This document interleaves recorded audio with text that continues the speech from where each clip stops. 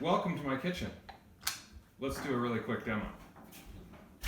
I have an induction range, and instead of heating up a pot with radiant energy or through conduction, which is how a standard electrical oven works, this works with induction.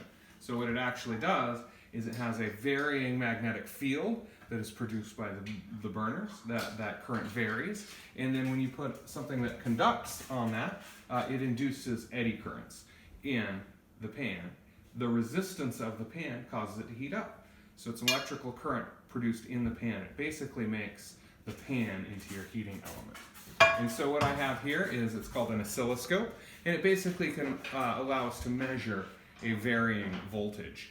And so I have this coil of wire which is hooked up to my oscilloscope, and I will put it around my tea kettle to see if we can't see an induced EMF in this coil of wire. This oscilloscope should tell us if we do see one. Right now it's measuring 0, just a straight line, because my stove is off. If I turn my stove on, we should start to see a little bit of action. And indeed we do. Notice we do see a varying induced voltage in my coil of wire. And if I push it straight down on the top of the stove like this, then we see we get a little bit higher voltage. So that's interesting. This is actually not what I expected it to look like. I expected to see more of a sine wave. If I turn it up, you get a little bit more of that. Are you speaking to? I'm making a video. Yeah, so that's kind of interesting.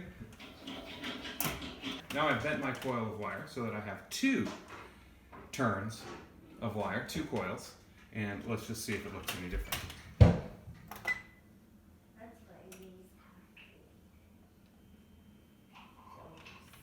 Indeed, we do see a larger amplitude. It's about twice. We see about twice the EMF induced here as we did a moment ago.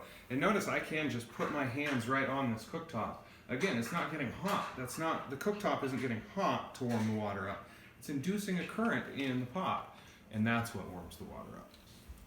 And so this is on 50 millivolts per division, so we're seeing about 1, 2, 3, 4, 5, 6, 7, something like 350 millivolts peak to peak induced EMF in this coil, again with twice the turns.